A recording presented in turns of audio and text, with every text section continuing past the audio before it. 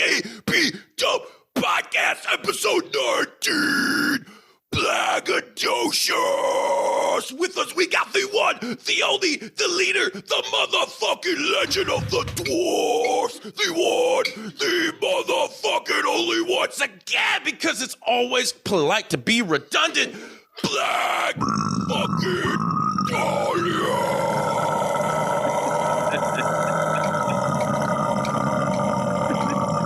Blag.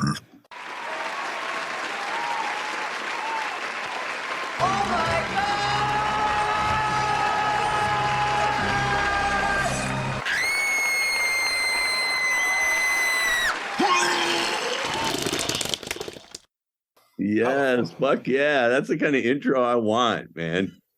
Yeah, tickle your taint a little bit, you know, get a little greasy in the, oh, fuck, yeah. A little excited. I'm a little hyperactive, but you know what? Sadly, that's me in real life. This ain't a gimmick, brother. You should be. You are sitting with a legend. I'll give you that. No, this is true shit, dude. Let's just, dude, we're going to jump right into this shit because we're in the Northwest. Well, me and Sretton are in the Northwest Indiana region, like 20, 25, 30 minutes from Chicagoland. Well, my condolences to you.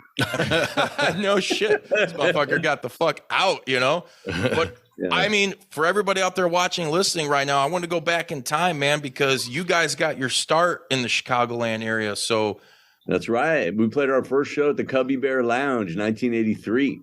Holy fuck, dude. Yeah, that was a long time ago. Were you guys doing, what was that, the Suburban Nightmare shit? Yeah, we were in high school. Me and the original guys from the band went to high school, sort of in kind of a ritzy suburb of Chicago called Highland Park, which now is famous for all those people getting shot at the holiday parade. But yeah, so you know, we started the band and we were real into like 60s garage music and rockabilly and that kind of stuff. So we were sort of part of that thing, which was funny because we'd get in a lot of fights with punk bands and shit. Yeah. I didn't realize that I would come to be a punk rock icon at some point, you know. I was like, I always liked the music and I would go to the shows and we would play.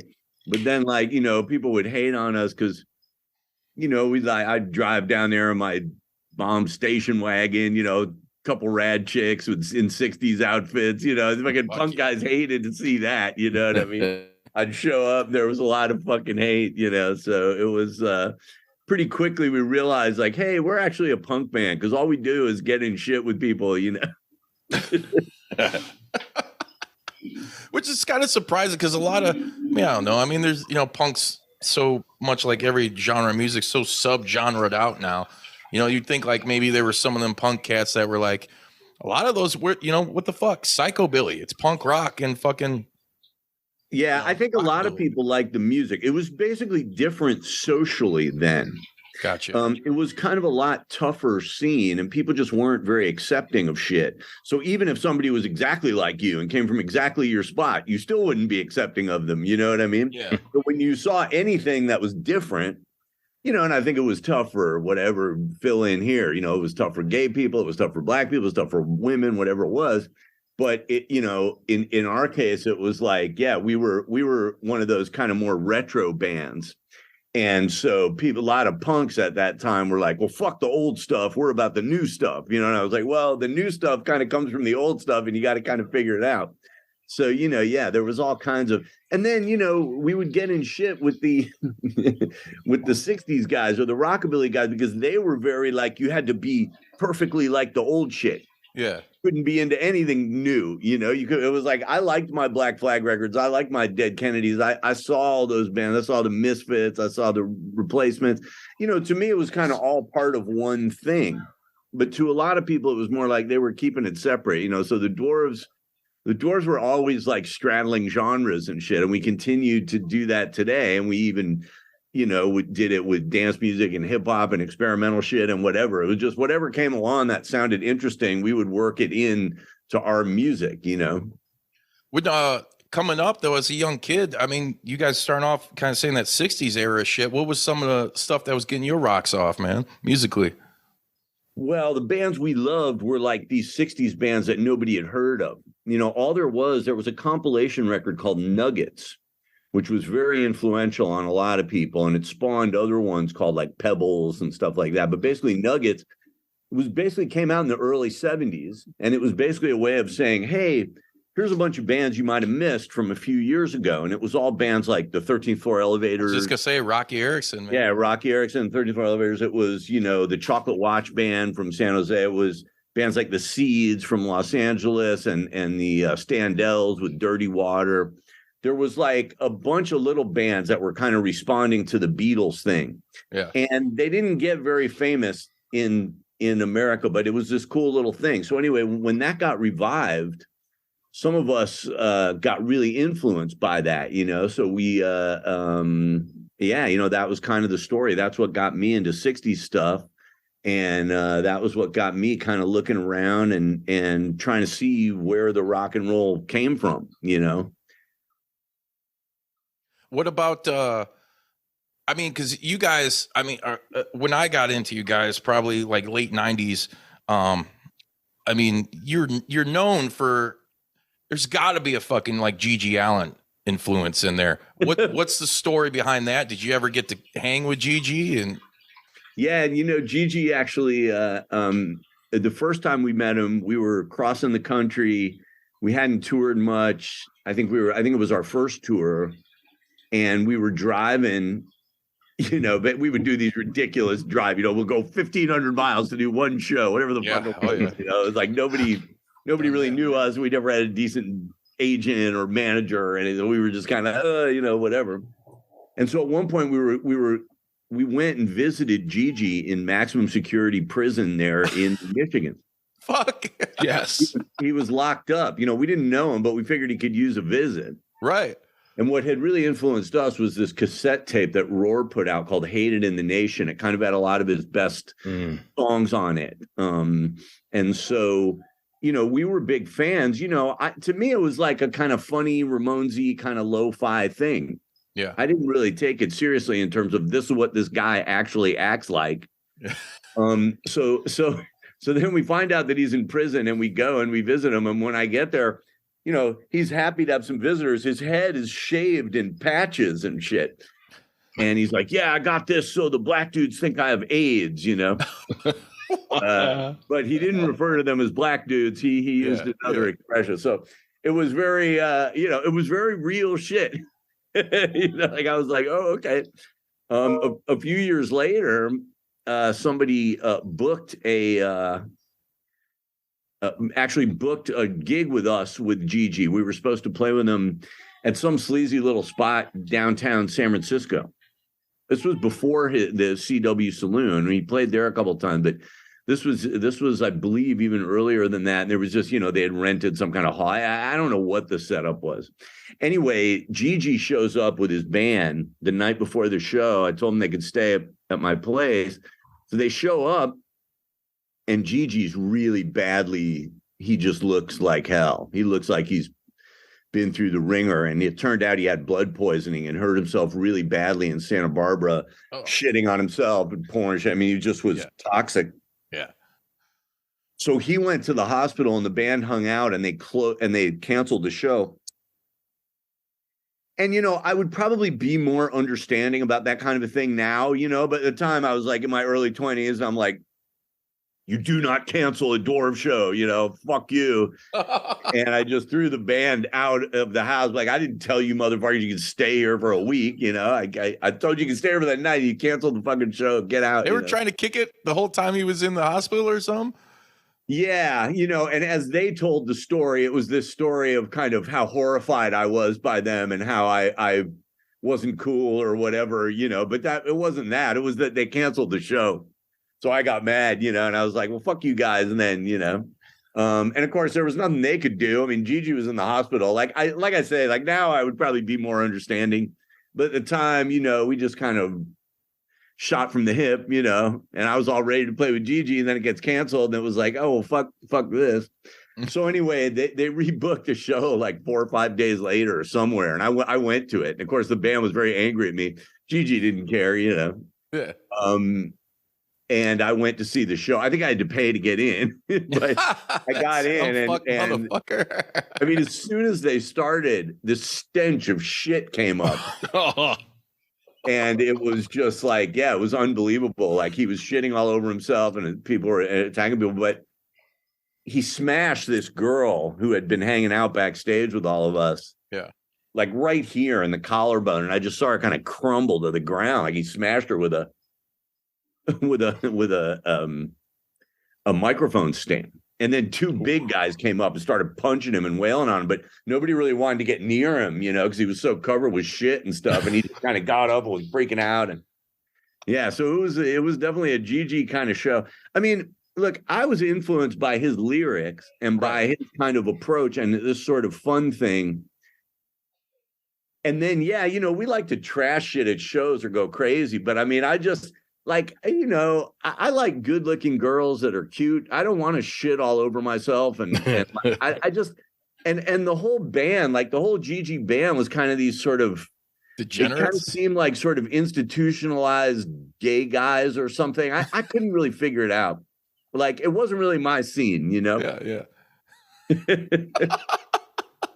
Well, dude, yeah. And you guys are also notorious. There's been some shit that's broke out at your guys' shows. I mean, you guys have had short fucking 15-minute sets because people are getting fucked up.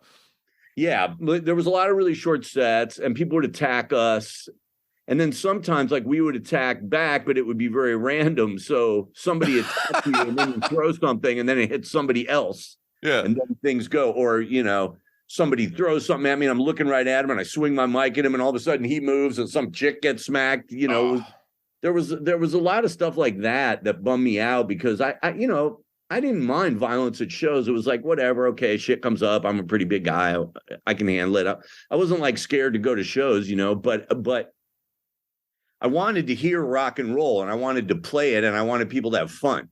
And I didn't want it to be like, only the big guys here are like this because there was a big fight and everybody else hated it. You know, I mean, it was more like that was always kind of an issue and it would come up, you know, like and the other thing was like there were different kinds of bands with the fighting. Like with some of them, they were like the kind of assholes that went out looking for a fight. Yeah. The whole thing was them and their crew. A lot of the kind of metal crossover bands was like that. It was like, okay, you know, who are we going to get in a fight with tonight with our big crew, you know? Yeah. I mean, with the Dwarves, there was no crew. None of us knew how to fight. We were just like, fuck it. Okay, if you're going to attack us, we're going to fight, you know? Okay, you know?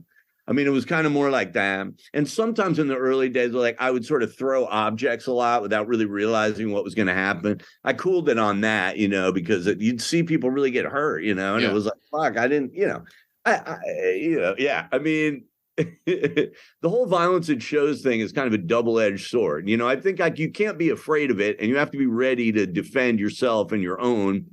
But it was never really what motivated me to go want to play, you know, but it kind of screwed up our career a lot. You know, after a while, nobody would book us. People were afraid. There was all these stories. The stories would get more and more intense. What do you think? What was the cause of? Like, how did this all fucking even start? Like, it just part like the clicks, was like that those assholes. You know, I think show up to fight. Yeah, and I think that musically, when people write their songs, they tend to sort of censor themselves. Yeah. I don't, you know, so whatever's in my head just kind of comes out. And so that was part of it because we write a song about fucking people up or write a song about getting in a fight or write a song about fucking or write a song about violence. Fuck. Yeah. And then it would jazz people up at the show. Yeah. Yeah. And they would really think, okay, this is what we're doing, you know? And it was like, well, no, it's a song, you know, it's supposed to be a fun song, and maybe get you going, but it's not. I'm not specifically calling for you to attack everybody. You know what I mean? Like it was very, you know, people have trouble understanding when shit is real and when shit is imaginary and when shit is fictional and when shit is just for fun, you know? And you see this all the time with everything, you know? I mean, it would be, you know, you see this with people where they overreact to things just because of who it is. Well, you look at Joe Biden that said it, then you overreact. If it was Donald Trump that said it, then you overreact. Whatever it is, you know, it's like people have this way of kind of willfully ignoring the stuff that's obviously just said in fun or like, you know. or because it's a part of and we also do a wrestling show, and to quote some wrestling terminology, part of the gimmick, the shtick. Right. Like, Yeah. what was it in the 90s? I think it was like earlier mid 90s. It might have been a little bit before, but like Slayer, weren't they under some shit, a lawsuit or whatever, because some kid fucking took the lyrics too seriously and was like wanting to kill for Satan or some shit. Like, Sure. Yeah. what the fuck? Yeah, You have a that's lot how it of always that, goes. man. What was that, the Bodie? difference is Slayer, always was a pro band with pro management and a heavy Right. metal thing and a major label deal. Right, So right. what happens around that world is kind of different. I saw it later with like Marilyn Manson. We had some mutual friends, and I would see this where it was like, fuck, I come out and say this nasty shit, and like nobody will book us and nobody will hire us and everybody's scared of us. These other people come out, but as long as they do it under a big hype, there's a major label there and a management there and things, then you can kind of get away with this more like, Marilyn Manson had a lot of very nasty imagery and Satanism and weird sexual stuff and whatever. But it's sort of like, if you have corporate backing behind you, But he was like signed to Slayer Interscope, or so it didn't whomever, then you can get away with more of that stuff. When you're us and you didn't really have any backing and you didn't even have a crew to fight for you or whatever, it was just kind of us, Yeah. So that's how situations sort of come about. A lot of people are known as the nastiest, heaviest, most underground thing is generally because they had a publicist to tell everybody that they were the nastiest, most wild underground thing. We didn't have one, so it was just kind of like some of the stories are true. Some of them are lies. Sometimes it was our fault. Sometimes it was other people's fault. It's just very hard to separate it all now. Well, speaking of stories that are true or not true, I'd like, maybe a little backstory on this, because you guys were signed to, couple of my favorite records you guys have done. Thank Heaven for Little Girls and Blood, Guts, and Pussy, dude. Fucking instant classics, man. Yeah. Sub Pop put that shit out, and Sub Pop was, for people that somehow don't fucking know, if you're a Nirvana fan, that put out Bleach, did fucking Soundgarden, a lot of those bands back in the day. Yeah. What the fuck happened with you guys in Sub Pop? Well, the good news is I got all my records back finally. So I see that, and we're going to talk about that too. Yeah, I reprinted all those records this year. I made them better. I kept the original artwork, but I added to it, added cool inner sleeves, added additional songs from that whatever the era was of the record, Nice. like things that only came out on 7 inches or And they're super affordable. Me and my drummer Brad were just talking about this. Like, dude, you see all the fucking Dwarves vinyl that's out, and it's like super fucking cheap. Like, yeah, man. Dude, yeah, I didn't want to overcharge people for it, and I wanted people to get into it. And so that's kind of the good news with Sub Pop. The bad news is, they had most all of my shit out of print for the last 25 years or so. Yeah. So, it was like basically, back then, I think the thing people don't really understand is, they talk about independent labels as opposed to major labels. But what they don't understand is that a lot of independent labels are just operate exactly like major labels. They're just broke and they don't give you any money. Yeah. That's sort of what Sub Pop was like. So you still had to sign the same terrible deal that kept you in forever. You still got a shitty royalty rate. You still got nickel and dime for every little deduction. But, and people would take that trade-off, like if you were Nirvana and you go to Geffen, you take that trade-off because you get a big advance and you get a big producer and you get some push behind you. We had all that bullshit that disenfranchised us and made us broke and fucked us over, but they didn't give us any money either, so it was just like. And who was it running at the time? Was that still Jonathan Poman and who's the other guy at Sub Pop? It was like the two dudes. Yeah, when I was there, it was Bruce Pavin and John Poneman. Now, Poneman. Pavin and Poneman had a big fight and stopped being friends decades ago. Poneman is still nominally there, but I don't really talk about Sub Pop except just to say they ripped me off. They're assholes. They can suck my dick, and I got my records back. So fuck you, and I don't care about you. I hope you all die. You deserve I was just wanting to know the story of why they fucking wouldn't put any more shit out with you guys, because I heard it was because of a death hoax. Yes, that's what I heard. Well, yeah, he who cannot be named died in a bar fight in Philadelphia, and then Sub Pop put a message out about that, and then it turned out that he was so powerful that he arose from the dead and returned to life, you know. So then they got angry at us and they called that a hoax, you know, and I didn't know what to say, you know, but look, I mean, the hoax is pretending that Sub Pop gave us any distribution or money or anything. That was the hoax. I mean, they were a fucking joke. Like not being on the label or being on the label was relatively the same thing, you know? Yeah, for sure. So is Nick Oliveri still with you guys? He's still jamming? Yeah, Nick's going to be with us. We're doing a bunch of shows. We're going to play Punk Rock Bowling in May and go out to New York and Philly and go out to Baltimore, do a kind of metal festival there. Are you doing Maryland? Yeah, well, we're doing one. Doing that Harbor. Hell in the Harbor. Yeah, Hell in the Harbor. Yeah. Which has a lot of cool bands, Pig Destroyer and Cannibal Corpse, like kind of the nastier, grindier. You know, I never cared much for heavy metal music. To me, son of a bitch, always bored me. The form of it that's more like hardcore, I like better. You know, and also those bands are not as insufferable as other metal bands. Like the more hardcore metal band kind of act a little more like regular humans. Like, yeah. This is just a rant that I go off on a lot, but basically like metal bands are just a bunch of pussies with their fucking gear and their agents and their managers, and all they do is sit around taking orders and sucking dick, and they just suck. And you know, they've acted that way for decades too. Like I came up in the punk scene, you know, we just didn't act that way, which isn't to say we all got along, we were all buddies and everything was always nice, but like metal bands like the music industry bullshit. They love that. They've got their face so deep in the music industry's asshole, they just suck and sniff it, you know? And so that's what leads to the fucking, that's why they all have to have a bus and they all have to have big gear and they all have to have big blah, blah, and blah, you know, it's all their bus and their agent and their shit. And you can't use their gear because it's so important and they blah, blah, you know? And so, you know, there were metal bands that I liked that I wanted to play with, like Municipal Waste or Pig Destroyer. And ultimately we got to play with them because they were cool, but we had to meet in sort of other ways, you know?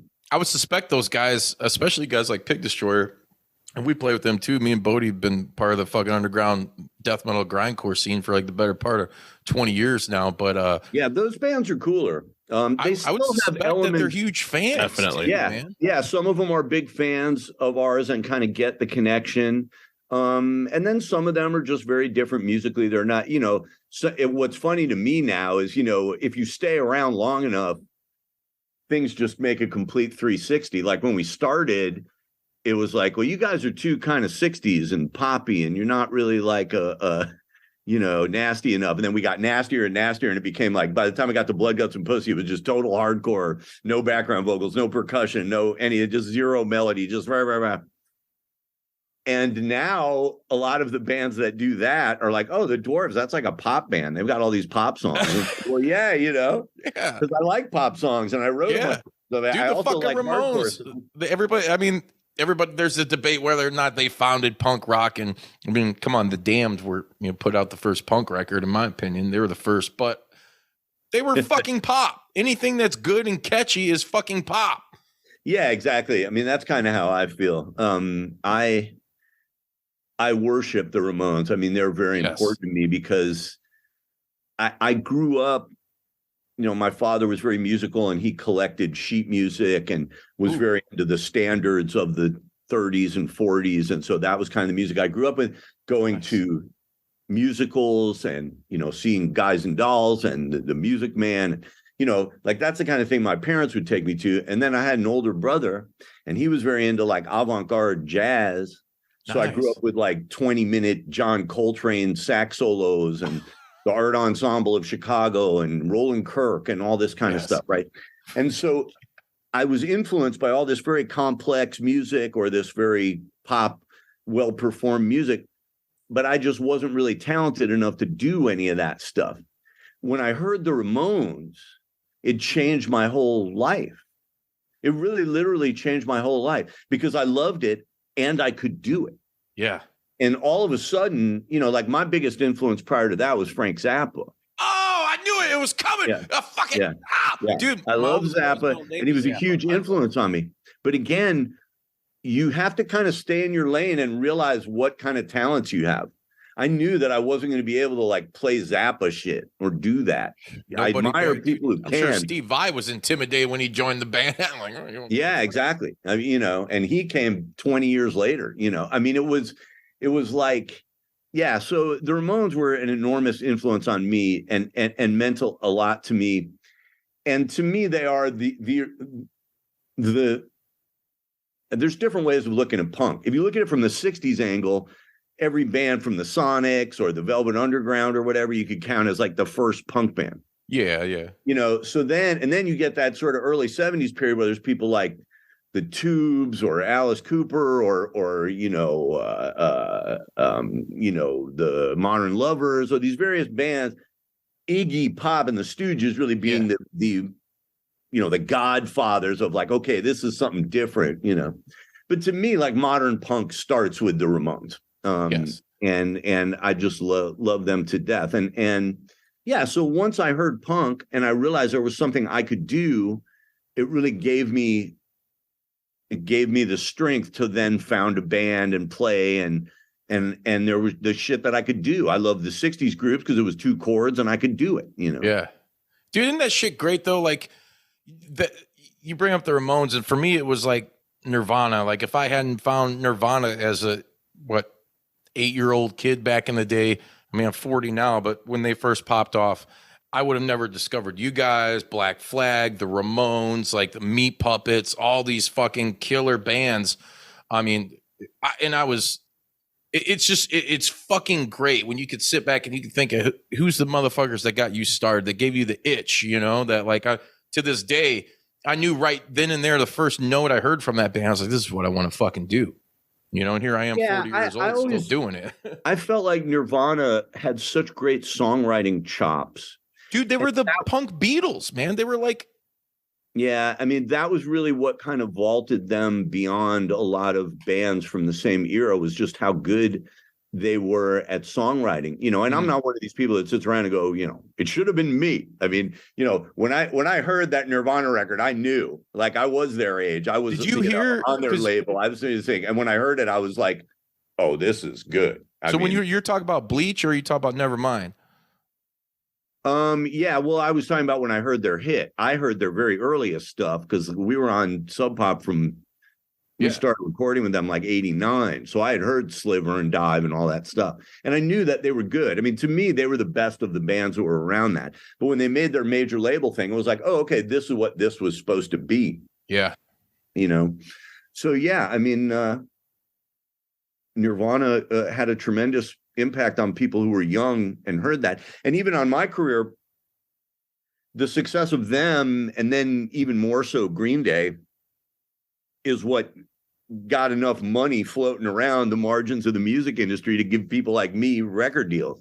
Yeah. You know, I mean, I don't think I would have gotten that big record deal with Epitaph that we got after Sub Pop had it not been for, you know, the Offspring selling 10 million records, Green Day selling all those. I mean, suddenly there was space for little guys like me because those guys had done so tremendously well in the pop world, you know? Yeah. Huge pivotal point in music. You know, I mean, that's, everybody talks about like why those bands and shit, or especially like Nirvana, are so important. That is, to me, the main reason as a musician myself, because I mean, you just said it, you would have never had a chance to get on those labels had that Nevermind not fucking came out, you know, and sold, basically changed the face of music for that day and age in that time. You know, everything going forward, everything changed. And I think a lot of shit, and it's so weird because if you think about their whole time in the music scene, they changed shit and then they killed it. One shotgun blast killed it. I mean, rock and roll. Major, if you look at how the industry turned after fucking dude Kurt blew his brains out, like after that, you kind of had more, the hip hop scene blew up fucking way more. Like rock was just what they called alternative, which I can't believe that term even exists anymore.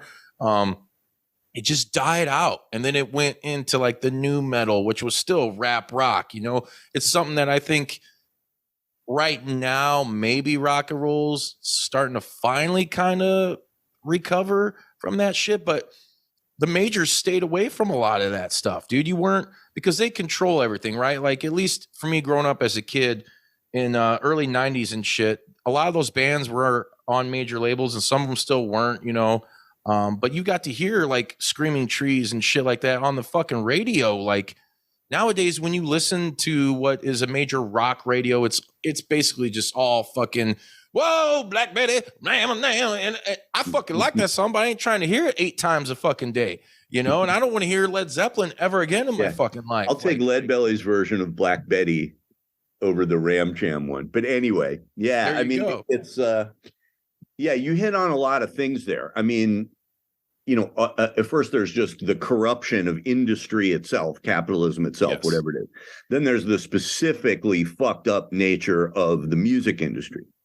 And then there's also a few other things that happen which you might not have thought about. I mean, the music industry always stuck a dick in artists' asses. I mean, it exists to do that. But what it used to do successfully was exploit what was popular. So, you know, in the 1920s, it was, you know, Louis Armstrong gets all these people to come see him when he's blowing out in the park in New Orleans. And so record labels were like, well, then we want some Louis Armstrong sides. Yeah, yeah. So then, you know, Louis would roll out of bed at noon and call the guys in his band and get who would come. And then a few guys would show up and then they'd cut, you know, 5 sides before dinner. Yeah. And then they'd, you know, get good and high, and then they'd go play 3 sets that night. Mm-hmm. So, like, it's very easy for the music business to exploit that. It doesn't cost anything. Right. It's people that are already popular, and you just record them, and then you take that shit and you go print money, right?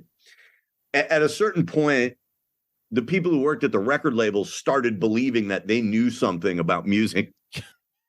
And they invented like the A&R person and these types of things. Yeah. And so things got very complex. By the time I came into the music industry, you had A&R people making these massive 6-figure salaries, traveling all over the country. And their whole mission was to figure out, you know, what are people going to like? You know, what's, you know, but after a while, it's just the tail wags the dog. And now the A&R guys are telling people what they're supposed to like. And of course, you know what I mean? So at like by the time I got into the music business, the standard belief was you can't make 5 sides before dinner. You need to spend 6 months making this fucking record, and you need to pay this fucking big time, you know, producer $1 million, and you know we need to spend $1 million in here, and then we need to spend another $2 million just marketing you. So once things got to that point where the music industry was its own huge bulbous entity, it was very hard to tell who was popular and who was good and who people really loved and who they didn't, right? Because we love what we see. So all the kids who saw Nirvana, yeah, they really love that. It means a lot to them because that's what they saw. Right. When I was 5 years old, you know, I saw the Beatles, you know, because that's what was big when I was 5.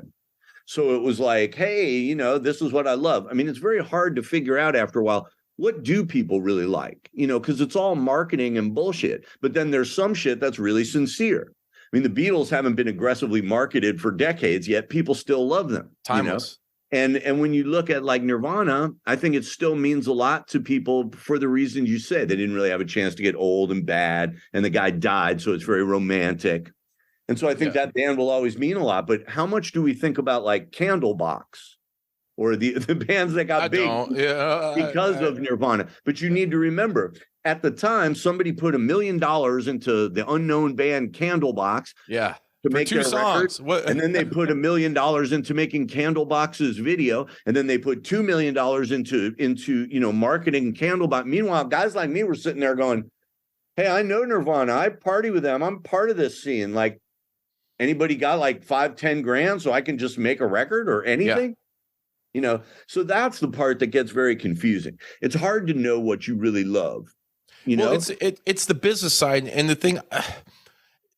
I don't know how to really put in the words, but like that's always bothered me with the music industry, especially in the last 25 fucking years, you know, since that infamous gunshot. The there's a lot of great bands out there. And the one thing I will say about the advent of like social media and, you know, all these music streaming places, whether legal or not, you can find great music and music that can be life-changing. But a lot of these bands aren't getting the proper, you know, the business end of it, the proper promotion. But yet you hear bands like Nickelback and shit that's just so Johnny Rock and formulaic and like robotic that makes me want to punch my own fucking dick. Makes me want to reach in my father's grave and punch him in the dick, you know? Like, I fucking hate it. Who are they to tell anybody what's good and what's not, you know? Yeah, like, well, it gets very complicated, especially when you start to meet these people, right? Because like we like Nirvana, we had their single, we knew there were a bunch of shit, so then we got to play with them after they got their big major label deal, but they really the record hadn't come out yet. This is before Nevermind? It was before the release of Nevermind and before Grohl had joined the band. So the drummer they still had Chad Dan Peters. Oh, no, Dan Peters. Dan Peters from Mudhoney. Yeah. The show we played. And holy fuck. And here's the thing. You know, nobody was cool to us about anything. You know, we went up and played that show with Nirvana. We got added last minute and we didn't get any money for it. So I had to go begging to the band. Will you please give us some money? We drove up here. We really wanted to play with you. And they weren't cool about anything. And they weren't like punk rockers. They were dicks about it. And they Kurt were like, too? All the guys in Nirvana, were they dicks? I didn't talk to Kurt about this specific thing. I talked to Novoselic, and he wasn't cool about anything. And he didn't treat me like, oh, yeah, you're cool. You're from a punk band. You're on our label. We'll be cool to you. He had no interest in me at all. What he said was, look, I'll give you $100 if you don't ask the Melvins for anything, because they were on the bill too. Oh, shit. And he was acting like he was doing me a big favor, you know. Of course, I went and asked the Melvins, and they said no. King Buzz. And all of a sudden, you know, we're at war with the Melvins and Nirvana, you know, all over the very basic thing of, hey guys, you know, we drove about 1,500 miles. Like, can anybody give us anything here? Yeah. You know. Oh, and yeah. so, you know, like you have these experiences and they jade you in certain ways. I'm pretty good at separating people's music from who they are. So I wasn't buddies with Nirvana and they never did anything for me that was particularly nice, but I thought their music was really brilliant. As far as it went, when people said they're the new Beatles, I kind of stumbled on that only because you have to remember that the Beatles made lots of different records in lots of different genres. Yeah. Nirvana only had one sound. They basically had two records and one of them wasn't that good, the second one. So, I mean, it was kind of like, were they the Beatles? You know, no, not in my opinion, you know, because the Beatles had all these different styles that they did incredibly well. Yeah. Nirvana had one style. They did it well. That was it. But, you know, here's the other thing, man. It's like for every Nirvana, you had this reaction of Candlebox or Pearl Jam or whatever.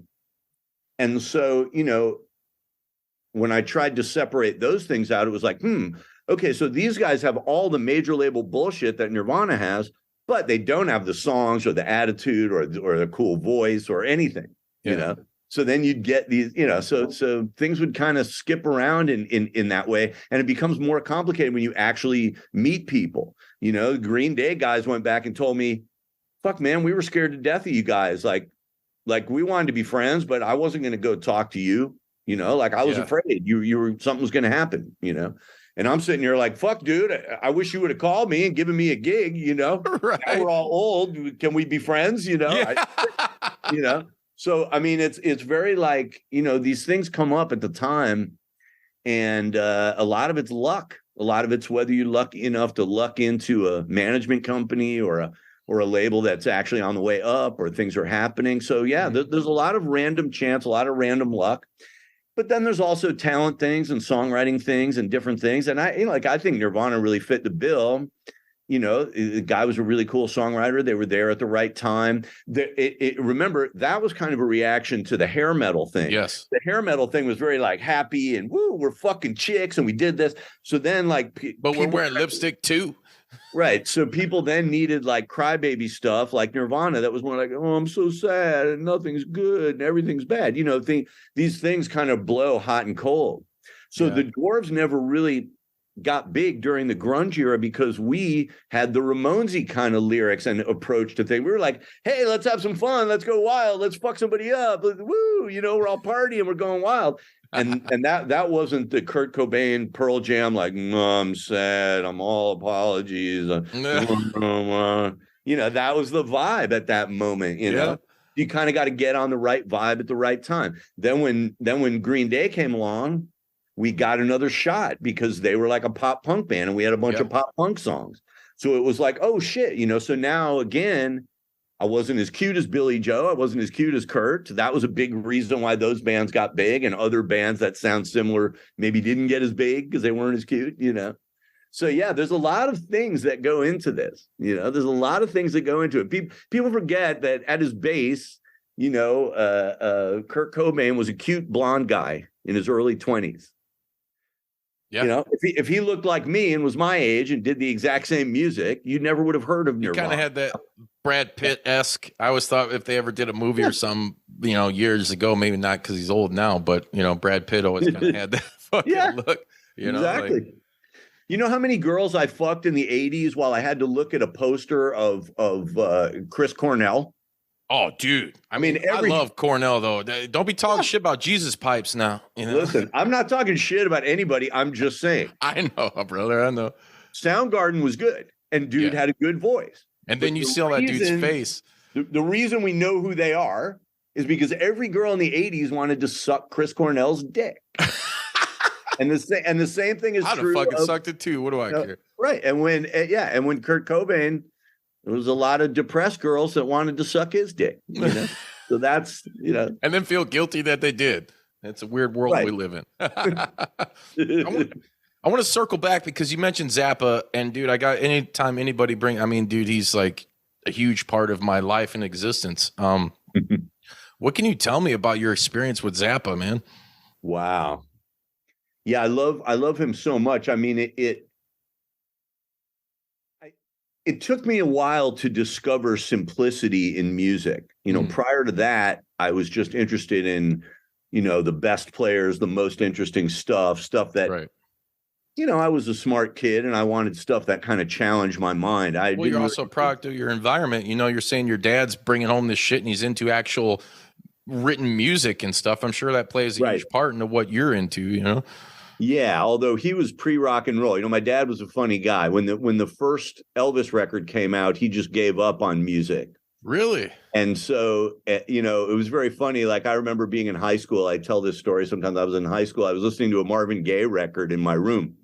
And my dad came in to say hi. I said, hey, Paulie, how you doing? I said, okay. He goes, oh, and what are you listening to? I said, Marvin Gaye. He said, oh, yeah, cowboy music. I said, cowboy music? I don't quite get you, Dad. He's like, well, they got a guitar in there. Yeah. So to my dad, if it had a guitar, it was like Gene Autry cowboy music. You know? Really? So he didn't even dig like Wes Montgomery or anything like that, or Django Reinhardt?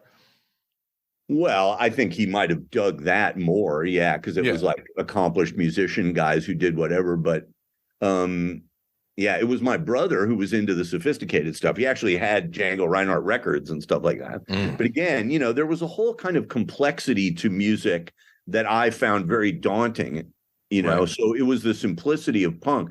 But, you know, Zappa had that incredible complexity and it stimulated my mind. And the whole idea of like, wow, you can do social commentary, but you can also be funny, but it can also be dirty, but it can also reference other stuff. Yeah, I mean, titties and beer and all that stuff. I mean, and so, you know, Zappa meant a tremendous amount to me, but I couldn't go anywhere from there because I couldn't see myself playing that. Yeah. What's some of your favorite Zappa records? Well, from the 60s, I loved We're Only In It for the Money, the one that's like the inverse. The title of our last episode. Yeah. Juice Pro Wrestling. It's the inverse of the cover is the inverse of Sgt. Pepper's, which I just thought was so hilarious.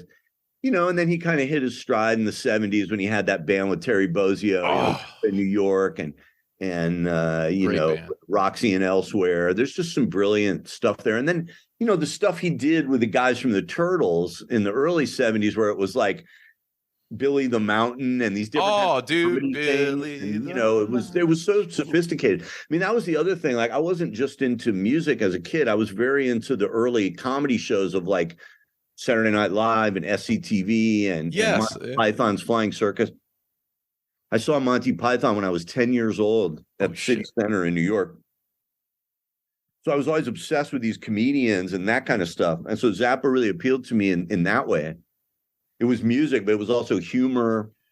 We had Tommy Chong on the show, and he talked about the first time him and Cheech met Zappa, and he said Cheech ended up becoming good friends with him, like especially towards the end of his life. But yeah, man, he said that he was a huge influence. Now he's like, not because I could ever play his music. He's like, that shit was way too complex for us, but like, his talking, his like the comedic side when he's doing like I Am the Slime or whatever, the sushi cream cheese, all that shit. Like, very influential to a lot of people. And obviously, I mean, they were musicians too, Chong was to some extent, but comedians, Yeah.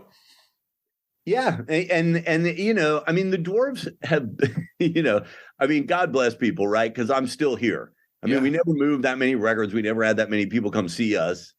And here I am, 40 years since I started this shit. And people still want to talk to me and they still want to go see the band and do whatever. So I'm very grateful for what I got and for what me and my friends got to do. And, I'm glad I got to remain friends with most of them. There's some beef with some people from the past, but for the most part, it was like I made music with my friends. It was fun. We did it.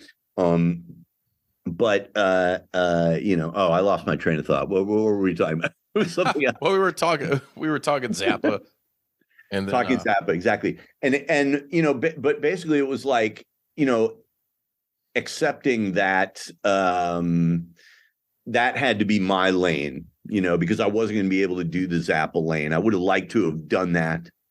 But I was not talented enough musically to approach that. I don't really think there's anybody that, I mean, obviously he had the best players. I mentioned Steve Vai earlier. You brought up Terry Bozzio. He always had like the best. Ruth Underwood can play the fucking xylophone. Right. Nobody's fucking business. Make that shit sound like fucking grindcore death metal shit because it's so technical. Like, and he would write this shit. Like the guy was such. And this is another aspect of his personality and just his effort. Like nonstop work, the infamous posters of him on the shitter and whatever, but he was writing. He was like just nonstop. Did he? Yeah. He probably didn't even have time to be like. He was a good enough dad. I think. I've talked to Dweezil and shit, and like seen interviews with his other children. They're all like, yeah, he was a great dad when he could be when he was around. But other than that, work. Like there is something to be said for that amount of fucking work ethic, especially when you're writing like the most complex fucking music ever known to man. I mean, that's stuff that they're teaching at like Juilliard and shit. Some of their most complicated classes, I should say, are Zappa compositions, man. Like that's but awesome. But that was the thing. He wasn't afraid to be that smart and touch on those things. And get that mainstream, Juilliard would accept him or would accept, his compositions and stuff like this. But orchestras, working with fucking the Royal Philharmonic Orchestra. Come on. Right. But he had no problem saying, I am the slime from your video or titties and beer or fucking, sticking it to Warner Brothers. He's just like a penguin in bondage or whatever. Just like a penguin in bondage, boy. Oh, yeah, boy. Yeah. So, I mean, it was very, I think that's really what I picked up from him was like, say whatever you want, write about whatever you want, and just get in there and do it, and own your music. I've always preached the gospel of Zappa, but a lot of my people and people I like don't like him at all. And basically the argument is he doesn't rock. And dude, that's bullshit because they ain't listening to the right. Dude, my drummer fucking hates him, right? And the other night after practice, I had to take him out to Lansing, Illinois to pick up his truck. It was getting worked on. And I got my fucking shit going on shuffle. Zappa pops up, and it's Florentine Pogan. And dude, I mean, that's fucking heavy. If you listen to that shit, it's dun, dun, dun, dun, dun, dun, dun, dun, dun, dun. And I was like, oh, no, you don't like Zappa. I'll change it. No, go ahead. Change it back. And he's kind of jamming out a little bit Coming to it. around, You know? yeah.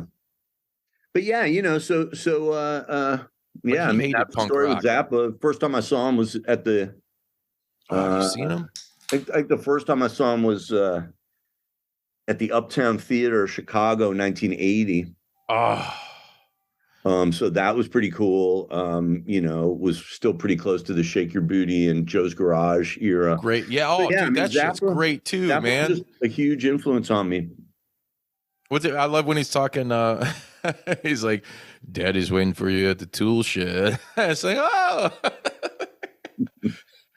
Yeah, the first time I cut school, I cut 8th grade and went because I had to see the Baby Snakes movie, and it was only playing. Oh, dude, fuck yeah! I got that on DVD. So cut school, went down there, saw it at the Victoria Theater in Manhattan. Got ripped off on a weed deal. Yeah, it was like a 12-year-old's dream, you know. Dude, that's fucking awesome. How many times did you see him live? Did you ever catch any of his Halloween gigs? Can't remember. Those were infamous, dude. I saw him. I think I saw him like 4 times. Oh, but I've seen Dweezil. Yeah, you know, Zappa. I mean, eventually he kind of became sort of humorless, and he started writing on the synclavier, and he didn't really want musicians anymore. I mean, there was a certain point where he kind of jumped the shark too. I mean, I don't think anybody just goes on forever being great, except for the Dwarves.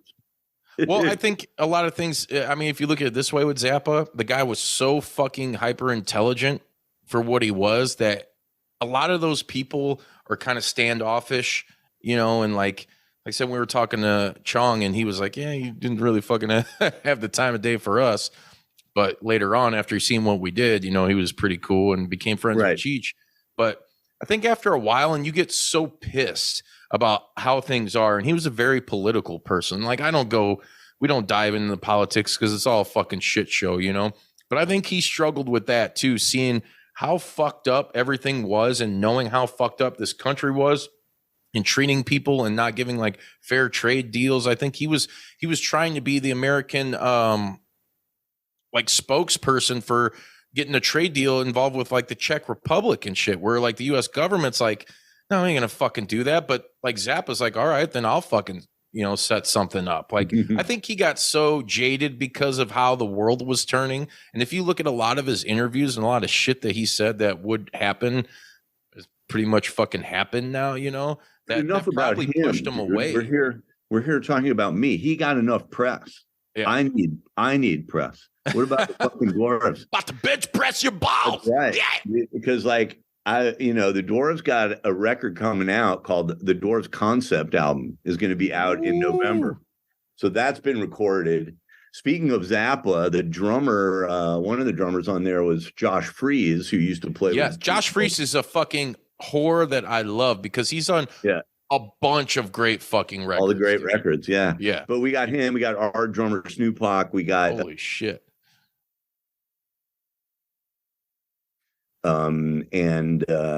Just a bunch of fucking heroes. So we got a great record in the can. It's going to be out around Halloween. And then last year I made a solo record. I don't know if you got a chance to hear that, but I haven't heard yet. That's the one with like the white satin sheets or whatever. Yes. On the cover. I made up a new character, Ralph Champagne. Yeah. And so the record's called Introducing Ralph Champagne. I think Ralph Champagne is actually probably the one that's on the graphic for this episode. So is that right? I might get confused. I don't know. People need to get hip to that solo record though, because that for me was kind of my renaissance. You know, after making decades of real hardcore kind of records, this one was like my kind of retro-y record. A lot of elements of kind of country music, lounge music, rockabilly, these different kinds of things that had always influenced me. And so, hooked up with a great producer guy, Andy Carpenter, and we made this solo record. I wrote a book, so I was kind of like, I was like a couple books, haven't you? Yeah. Yeah. My newest book is called Highland Falls. It just came out through this press called Rare Bird out of LA. But I write novels about dirty shit. They're really fun to read. It's just a lot of sex and drugs and violence. You get Fabio for the cover of any of them? That'd be awesome. Like an old Fabio, dude. Come on. You know, I like to write fun stuff, not autobiographical stuff. Most books by rock guys, you know, it's the story of their rock band, but I figure fuck that, you know. So I write fiction, dirty stuff, and you know, so yeah, it's been a very creative couple of years, and there's going to be a Dwarves record, you know, so I'm stoked about that, you know, as long as you can make good new stuff. I see a lot of old bands, or they're still okay live, but it's like they go to make a record, and it's just like they've given up, you know. It's like there's so many just given up kind of records because the budgets just aren't there, and you know, with Pro Tools, just a lot of people who think they know what they're doing, but they really don't know what they're doing. Shit sounds terrible. And you're saying Pro Tools and like bands making new shit in this day and age, like, I'm sorry, like you really don't need a huge budget to make a fucking record. I mean, dude, we make some of the most brutal, heavy, I guess, intellectual, like grind. Like, I mean, dude, you hear like 5, 6, 7 different genres in just one song and shit that we do with Handsome Prick. And I mean, dude, it doesn't cost an arm and a leg to get it fucking mastered, recorded, produced, all that shit, you know? Like, I don't get, I think some of these guys are just, you know, the thrill is gone away for good. Yeah. That's where you stop, you know, you like Metallica, they can never be any other band because they're stuck as probably the biggest metal act to ever exist, you know, like, but do I think as don't a have a lot of musician, sympathy artist, for that. yeah, I think they should try to do something else, you know, I mean, I just, at this point, come on, man. Can I or interrupt? at least, oh, sorry, what were you saying? Sorry, go ahead. Well, I was saying at least they should share their Coke, but Yeah. Fuck. Original formula. I'm actually really curious to derail the interview, which is what I usually do when I talk, is can you speak a little bit to your writing process? Like what made you decide to, not the songwriting, because you kind of mentioned that earlier, like you kind of write what you want to write. You write the themes you want to write and the lyrics the way you want to write them. But as far as like writing a novel is a different animal. Being consistent with writing a novel, doing a whole story. Like how did you, you know, it's not a 3 to 6 minute song. It's a fucking 200 to 500 page book. How did you? Yeah, it is different. I mean, I think the major thing for me is that, you know, as a rock and roll singer, when you're writing songs, you're generally writing stuff for you to sing. So you're writing for one character, yourself. And even if, like in my case, it's sort of an exaggerated, made up character, it's still like, I know who that guy is. Yeah. I know what he's going to do in the song. You know, he's going to murder you. He's going to fuck you. He's going to fucking scream at you, whatever it is. When you're doing a novel, then you have to think in terms of other characters. And that to me was the daunting part, you know, trying to write a female, you know, I don't think like a female. So how can I write intelligently like that, or writing an older person or writing a younger person or whatever, you know, I had to get in there and really try and think like these people. And that's really what makes it different than the songwriting. You know, the other thing that's changed a lot, I used to basically write lyrics and music a lot. And then sometimes the guys in the band would come up with chord progressions, and then I would come up with like lyrics and a vocal melody over something. Now that's mostly how I do it, is the other guys will come up with chord progressions and then I come up with stuff over it. I think for me on the guitar, after having written a couple hundred songs there and having pretty limited talent, I just keep coming up with the same chord progression, you know, so I'm not really interested in what I'm going to do there. So I just kind of pick it up off other people and start from there, or I'll start from a loop or things like I don't start from sitting down with an acoustic guitar and writing a song anymore. Not because I don't think that's a good way to do it, but just because I think I kind of played myself out that way after enough years. You know, so now there's a lot of different recipes in the cookbook. Yeah. So I like to write in collaboration with other people. Other people can come up with some shit and then I go off on it. That's more what I do for rock and roll. Again, whereas with a book, you kind of have to do it all yourself. What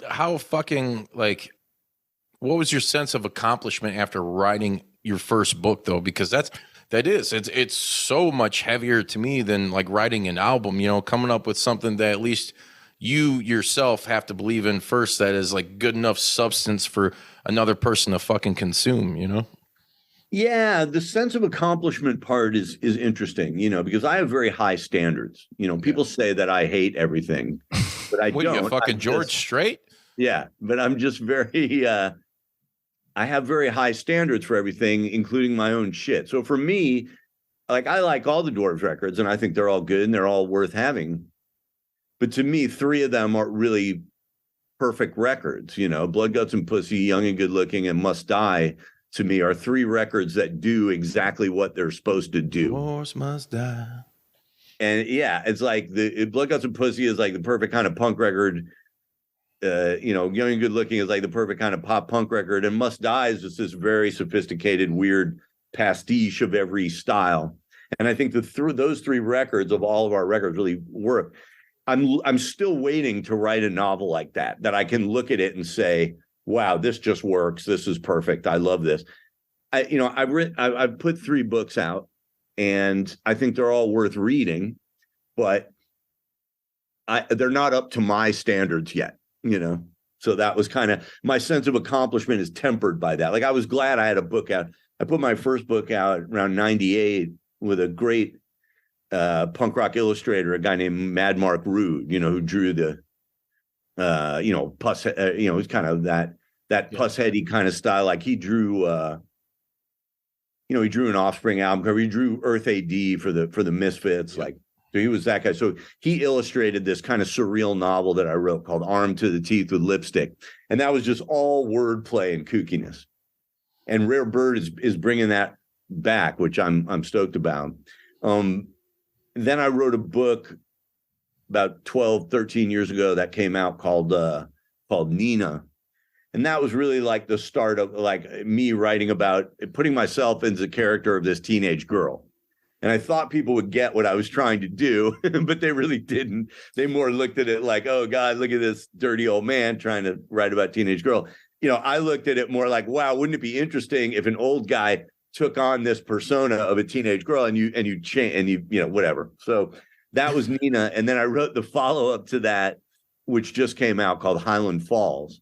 And that to me is the closest I've gotten to sort of a realized novel that really explores some characters and does some stuff. I think it's a fun read and it's interesting, you know. But I haven't really written the great novel yet that makes me go, oh, this is perfect. You got to have this, you know. But I think it's cool shit and it's worth reading. It's very funny, you know. So do you think that you'll ever put out something? I know you're saying you like to create like the fiction and shit, maybe like a memoir or something. I mean, because you have been in the business for so long, have interacted with a million legends, including fucking your own legend, that people are going to want to fucking know about, you know? Like, I want to write that book. I've tried to write it. I've thought about writing it, but I read it back and I was like, yeah, I don't really like this guy. So I don't know. When I can find a persona where I like myself and I write it, then I think it'll be good, you know. But yeah. I know it'll happen someday. It's got to, you know. But for now, it's just dirty stories, a lot of sex and violence, all things we're into, right?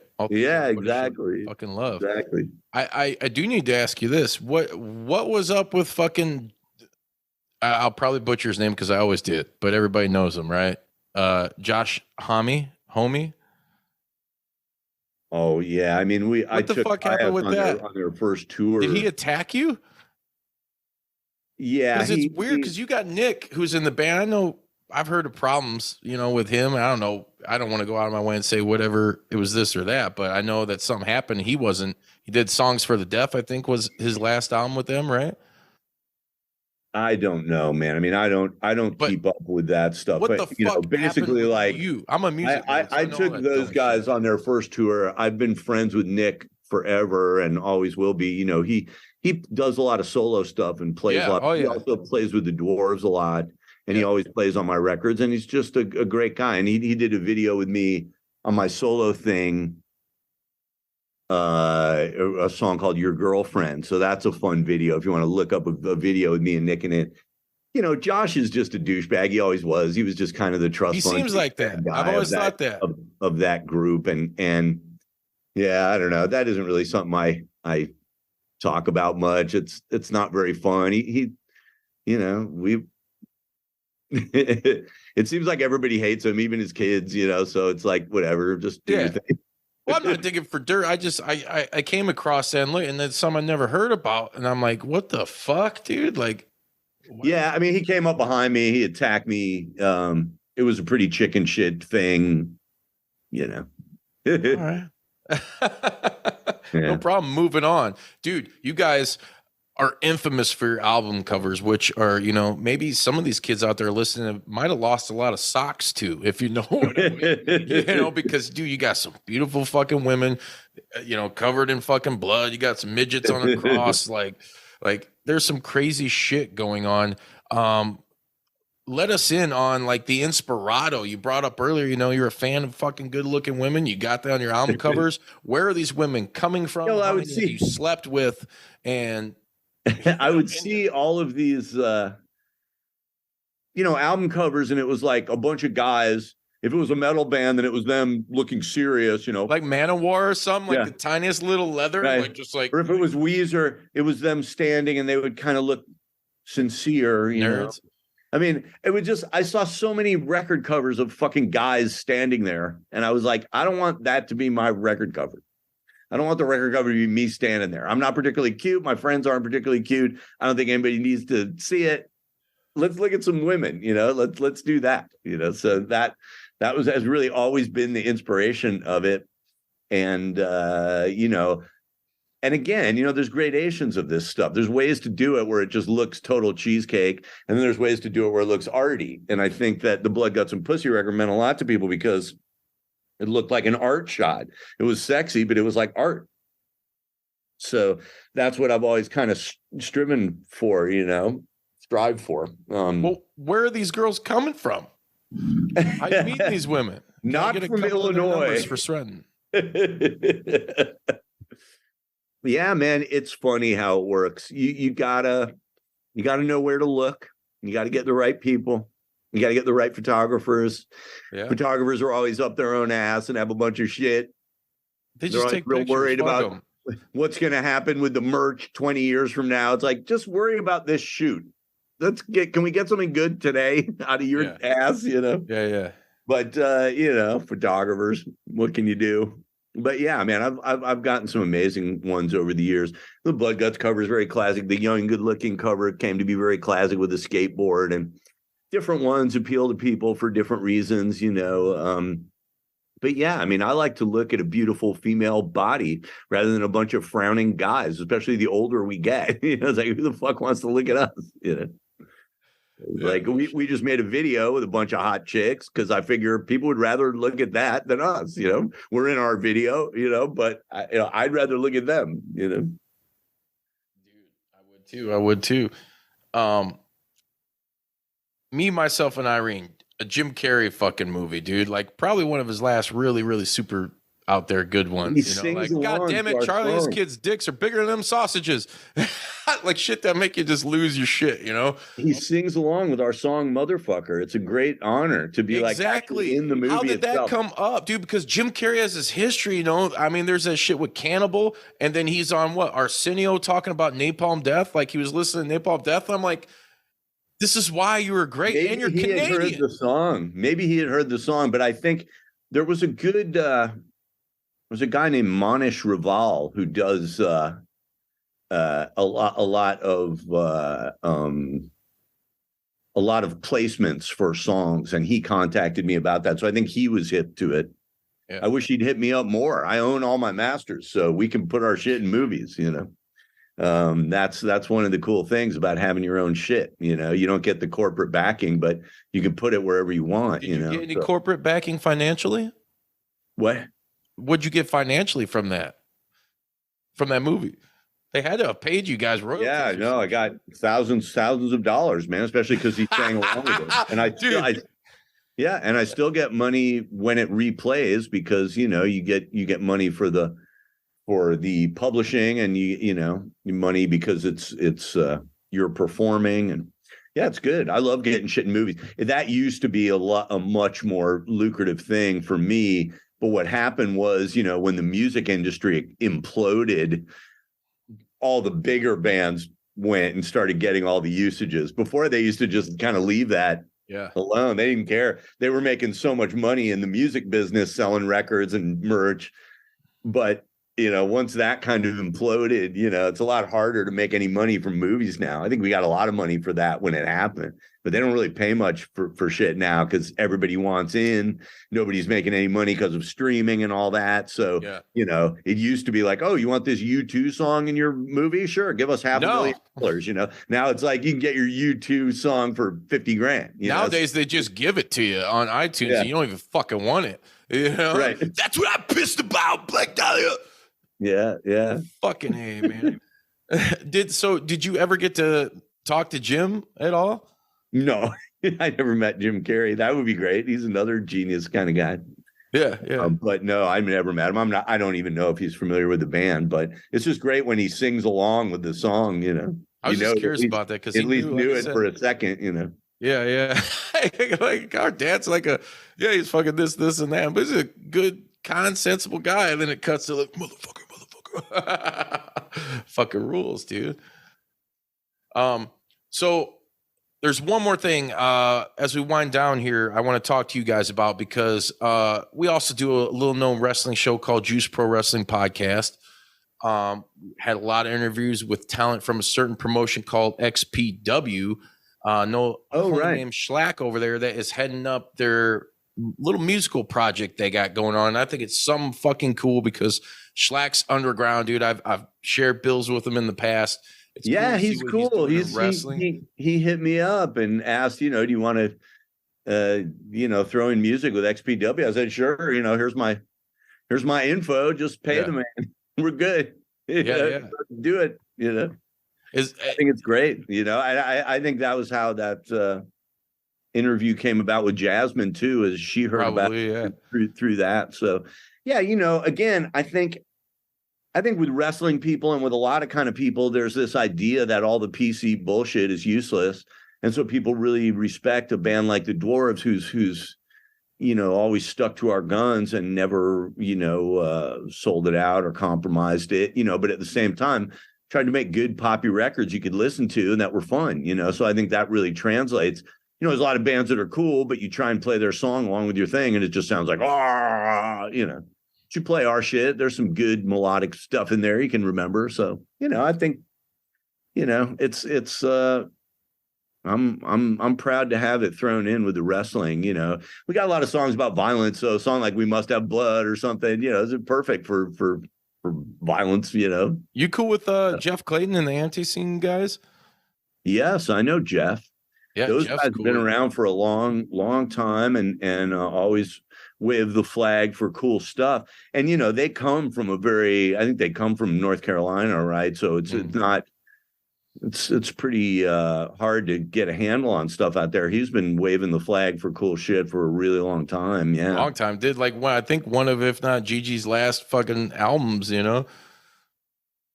Yeah, those guys. And there was always wrestling. There was some guys from Lawrence, Kansas, a band called Cocknoose, and they had some wrestling thing that they were big on. There's always been a wrestling undercurrent, I think, in music, even like songs like The Crusher that the Cramps covered, or fuck yeah. And, I wrote a song, or Saltpeter wrote a song called Do the Sponge that was on SpongeBob, and I sang it on the first season of it. And that was basically based on, The Crusher. So it's like there's always these wrestling elements that come into things, Yeah. Were you ever a fan watching? I mean, I know you guys had. I like wrestling more in theory than in reality. I like the idea of it. The time when I really took part in it was there was a great Mexican masked wrestling, like lucha libre thing that they did in San Francisco for many years called Incredibly Strange Wrestling, put on by my friend Audra, who was a great promoter. And I was the announcer. So Allin Bolte, who was a actual wrestling announcer, would actually announce that shit. And I was like the color guy. So You're like Bobby Heenan. Yeah, I would just talk shit and say funny things, and I didn't know much about wrestling, but I would put on a suit and do the wrestling lingo and try to talk. And had a great time with it. So I'm very pro wrestling. I think it's great. I'm the kind of guy, man. I don't know who wins or who loses or who does what. I'll watch a basketball game. I like basketball. I don't really care who wins. It doesn't matter to me. Not a big sports guy. Yeah, I'm not a big sports guy, but I'm good at sports. People are surprised. Basically, I'm one of those kids. I come from Illinois. I'm a big guy. Sports was what I did. Yeah. And then I started smoking weed. I was 12, 13, 14. And all of a sudden, I didn't give a fuck about sports anymore. But it's funny because I'll be out there and guys will be talking about sports all the time, the sports they watch, or the sports they do. I'm like, you want to play a one-on-one? Because I'll beat your fucking ass right now. You want to fucking start a softball team? I'll fucking kick your ass in that too. I'll beat you in bowling too. I'll do whatever the fuck you want. I just don't watch it, and I don't care who wins. Doesn't really matter to me, but I like to do it. It's fun to do. What about movie-wise? What does Blag Dahlia watch? What's some of your favorite genres of movie? Pornography. I'm definitely more of an older movie guy. I love the stuff like Sunset Boulevard, Double Indemnity, The Postman Always Rings Twice, this type of stuff. The fucking, old movies. But I like to see a funny comedy, a Will Ferrell thing or whatever, So when new stuff comes out, I go see it. I went and saw Cocaine Bear, I thought it was a little too smart. It was a little too smart. It should have been dumber. Really? A lot of people said it was dumb. I enjoyed it. Yeah, I just thought they did a little too much character development and stuff, and not enough blood and guts of it. Needed, okay, yeah. So I mean, I like movies that do what they set out to do. I'll see any kind of movie if it sort of does what it sets out to do. The only shit I really don't like and never go see are the bang boom popcorn explosion movies. You don't like a John Wick or the superheroes. I just can't stand. Oh, I get you. But what about real straight up action? There's a trailer for a movie called Sisu that just looks like fucking violent. With that, I have a lot of trouble following things. I'm more of a verbal person. It's hard for me to watch a movie that's all explosions and car chases because I just don't understand it. I don't know what's happening. And after a while, it's just, you got some substance. Yeah. Everything exploded. Okay, Dad. Fuck them.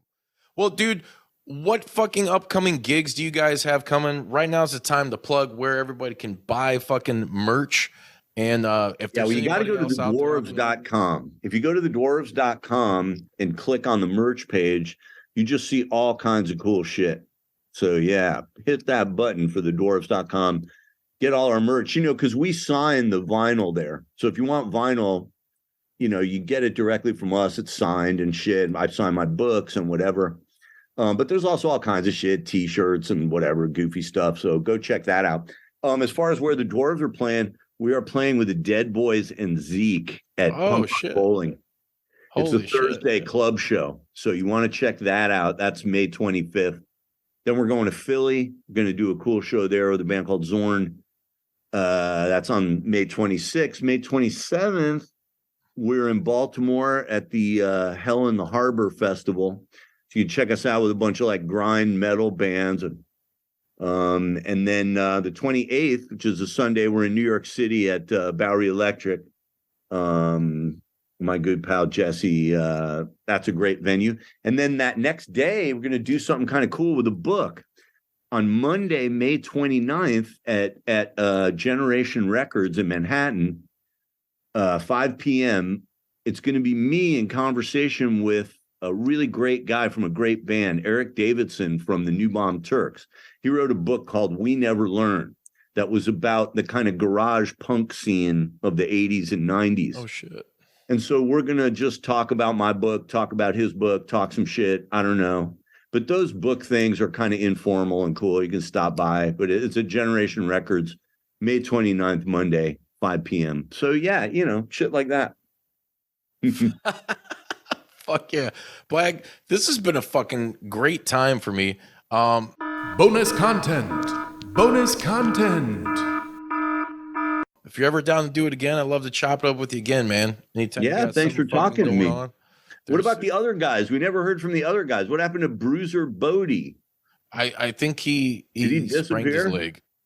He had a technical difficulty at home, and I don't usually talk because it's hard. Like I asked about the book Have you thing. because you're cute.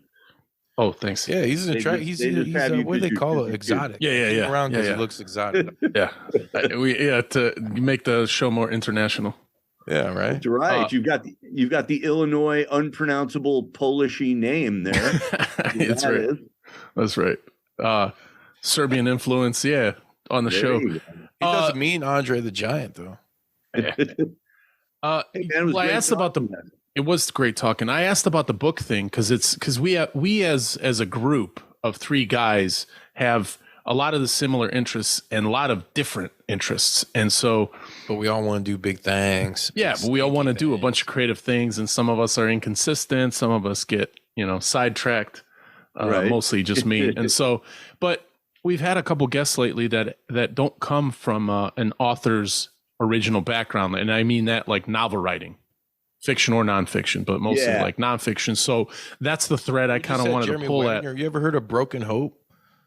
Broken Hope, no. From Chicago? They started in like 88, 89. Pretty big. Yeah, I had just moved away in 84 or so. So I don't know. Maybe they're great. But yeah, man, I mean, my advice to anybody trying to write a book, especially nonfiction, is just start it. Just force yourself to start it. Because the big thing that stops everybody, and I think this is true in music too, if you're a fan, then you've got something in your head, which is like the perfect thing. Right. And you've got all these criticisms of shit that you don't like. And you fucking end up not doing it. Very hard to get started and do anything because everything you do makes you go, I don't like this. This isn't good. Or this is good as the. And it's not even that maybe you don't like it. It's just that you're in the back of your head, you're thinking no one else is going to like this. Like right. That's, and that's the biggest thing because, dude, I know a killer guitarist that all he does is buy musical equipment, but he doesn't doesn't play shit like or do shit. It's like, I'm always going to do this or do that. You just got fucking. Yeah, I mean, sometimes just getting out there and doing it because it's funny. I mean, I was saying that, I never really considered myself talented enough to do really sophisticated music. But what happened was after years of making simplistic music, I got a bunch of fans who were talented. Guys like Josh Freese or Nick Oliveri or whoever. And so then I can say to them, hey, let's do something more sophisticated because I know they can do that stuff. Josh Freese plays on your the whole new shit? Yeah, he plays all over the Dwarves record and he plays everything on my solo record. But the Dwarves have a great drummer too, who's from a speed metal background. He plays in a band called Get a Grip. His name's Snoopak. He's our young guy from Tucson. And you should check out Get a Grip. It's some cool kind of speed metal-y, grindy stuff. But yeah, Josh Freese is a guy I've been working with for 25 years. I mean, he's just been a fan a long time. And so what happens, if people respect you for doing one thing, maybe they can help you do something different. So what I did was, when I wanted to make a solo record and I wanted more musicianship and I wanted more of that stuff, there were people that I knew who respected what I had done in the Dwarves. And I was able to get them to work with me and do, slicker stuff. So it's, you're only as talented as the people who are around you. And I tend to surround myself with very talented people. So it helps bring my game up, So that's what I'd say. If you guys got the three of you and you're enjoying each other and you're making cool shit, that's a great place to start from, Mm-hmm. Well, you tell us. I mean, if you think this is cool shit, let everybody know. Pop them Juice Boys, JPDUB.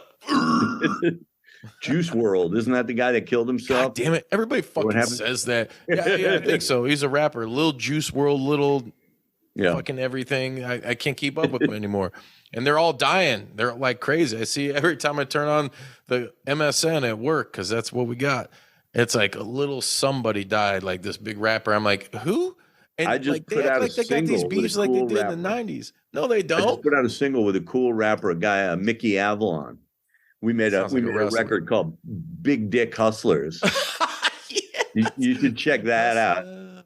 Yeah, me and Mickey Avalon, Big Dick Hustlers. We put out a 7-inch. The first thing we did. It was pretty cool. So check that out. I'll be checking it out, brother. And everybody else out there watching and listening right now, check it out. Like, subscribe, share any podcasting platform on YouTube. Leave some fucking comments. hit up the fucking Dwarves. They got some new shit coming out. You can see them coming live. And the back catalog, dude, like I said, what's each record? Like 20, 25 fucking bucks? Yeah. It's good It's and fucking cheap, man. dirt Pick that cheap. shit up. Go to your local record store anymore and they're trying to bend you over. And I ain't doing that for anybody but a pretty lady. So, hey, until next time, The fucking Juice, Shredding, Bruiser Bodie, where the fuck did he go? and fucking Blag Dahlia. We out until episode 20.